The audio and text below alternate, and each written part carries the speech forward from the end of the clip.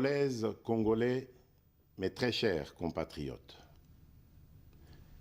je m'adresse solennellement à vous en ce jour dans un contexte exceptionnel en rapport avec la situation sécuritaire que connaît notre pays dans sa partie orientale. Ce contexte d'agression et d'occupation des territoires dans le Nord Kivu est perpétré par le groupe terroriste dit du M23 avec l'appui avéré en hommes et en logistique du Rwanda.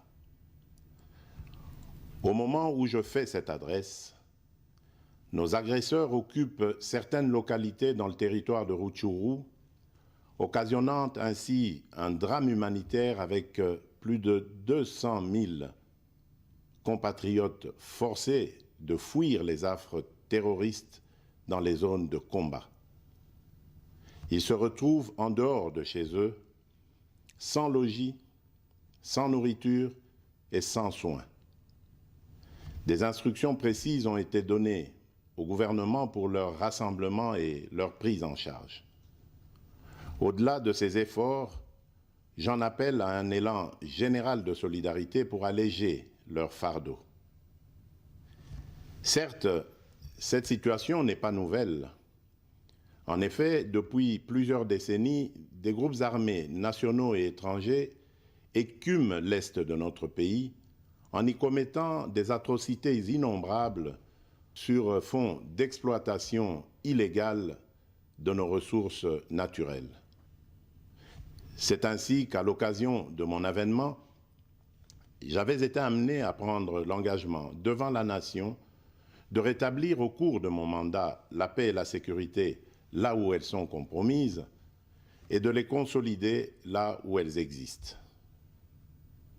Sitôt dit, sitôt fait, j'ai sans délai et de bonne foi commencé à développer, notamment avec tous nos 9 pays voisins, une diplomatie de proximité en vue d'établir avec eux des relations de coopération franches, transparentes et de caractère gagnant-gagnant. Avec l'Ouganda, par exemple, nous sommes allés jusqu'à décider de mutualiser nos forces armées afin de combattre ensemble la nébuleuse des ADF, une milice d'origine ougandaise qui cependant n'opère que dans le Nord Kivu. Et aussi, nous avons lancé 2 projets de construction de routes transnationales. Avec le Rwanda, un mémorandum d'entente a été signé dans le commerce de l'or avec une entreprise nationale. Une ligne aérienne a été ouverte à la compagnie nationale rwandaise dans notre pays et un accord de non-double taxation a été signé. Malgré cela, ce pays va nous surprendre en réactivant les terroristes du M23. Alors qu'il avait été défait par les armes en 2013, le M23 va refaire surface en prenant notre armée à court, notamment à Bunagana, cité qu'il occupe depuis le 13 juin 2022.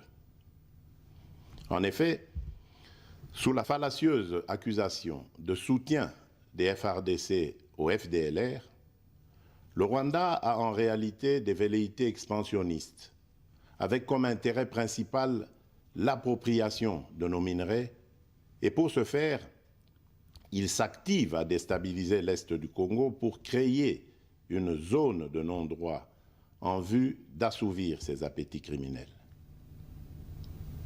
Pour faire face à cette situation, 2 options s'offraient à nous, la diplomatie ou la guerre. J'ai résolu de privilégier la première option, quitte à en venir à la seconde, faute de résultats.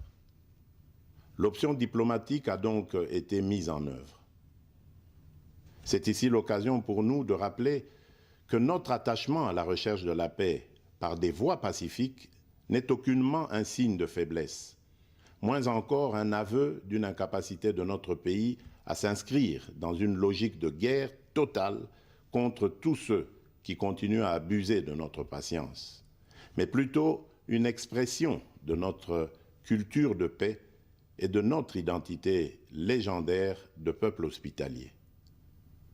C'est ainsi que dès le 20 juin 2022, j'ai pris part aux travaux du 3e conclave des chefs d'État membres de la communauté d'Afrique de l'Est à Nairobi, au Kenya, qui avait comme agenda l'examen de la situation sécuritaire dans l'Est de notre pays.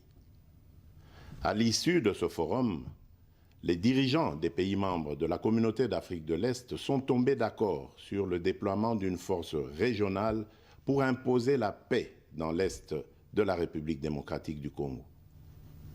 Le sommet a appelé à une cessation immédiate de toutes les hostilités à l'Est de notre pays et a demandé à tous les groupes armés, tant étrangers que locaux, à déposer les armes immédiatement et sans condition et à s'engager dans le processus politique. Le 6 juillet 2022, j'ai accepté de rencontrer à nouveau le président du Rwanda, cette fois à Luanda, sous l'égide du président João Lourenço, sous couvert de la Conférence internationale des régions des Grands Lacs africains, la CIRGL. Il en est sorti une feuille de route qui stipule entre autres objectifs normaliser les relations politiques et diplomatiques entre la République démocratique du Congo et le Rwanda. Et pour y parvenir, la première action retenue, arrêt des hostilités et retrait du M23 des positions occupées conformément au communiqué final de Nairobi. Une fois de plus, aucune avancée sur le terrain de la paix attendue par notre population n'a été observée.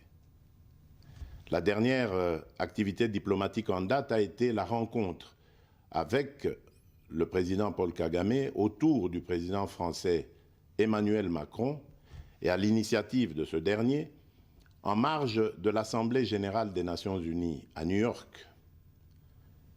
Ici également, pour l'essentiel, il a été acté le principe d'un cessez-le-feu immédiat et du retrait inconditionnel du M23 des positions qu'il occupe, toujours sans résultat tangible sur le terrain.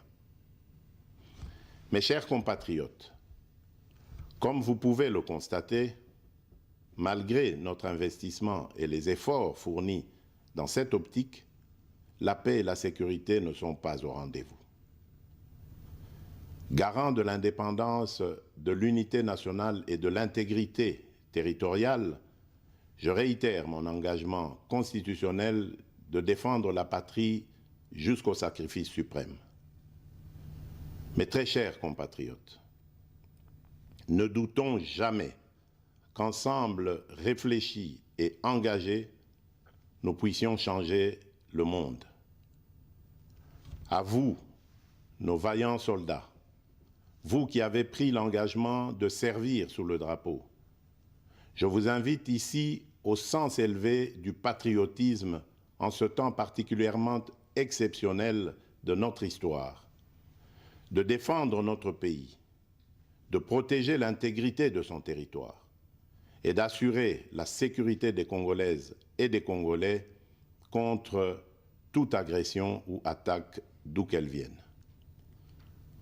À vous, mes très chers compatriotes, la guerre qui nous est imposée par nos voisins exige de chacun de nous des sacrifices. C'est le moment de taire nos divergences politiques pour défendre tous rassemblés notre mère patrie. Notre histoire et notre marche commune ont sans cesse démontré que, loin de s'effondrer, notre nation et son peuple ont toujours relevé ce genre de défis et nous en sommes toujours sortis victorieux. Restons tous unis et solidaires derrière nos forces de défense et de sécurité. La situation actuelle, loin de nous affecter, n'est qu'une épreuve de plus que nous allons surmonter pour raffermir davantage notre unité. Au-delà de tout clivage politique, idéologique, religieux et tribal, la défense de la mère patrie est le seul objectif qui doit nous unir en ce moment. Le pays nous appelle. La nation a besoin de l'engagement de toutes ses filles et de tous ses fils. Je vous appelle à ne pas céder aux propos xénophobes et autres discours de haine ou de stigmatisation des communautés rwandophones, dont l'asservisseur se sert pour faire du chantage et de la manipulation. Tout acte allant dans ce sens sera sévèrement puni. En réponse à la forte demande de la jeunesse, j'invite celle-ci à s'organiser en groupe de vigilance en vue d'appuyer et d'accompagner et de soutenir nos forces armées, nos forces de défense dans l'accomplissement de leur noble mission. C'est ici l'occasion de mettre en garde tous les traîtres civils ou militaires et autres brebis galeuses qui servent les intérêts de l'ennemi. Ils seront exposés à la rigueur de la loi en ayant le juste châtiment que mérite ce genre de comportement. En outre, tout en renouvelant mon appel lancé à nos jeunes qui en ont la vocation de s'enrôler massivement dans nos forces armées.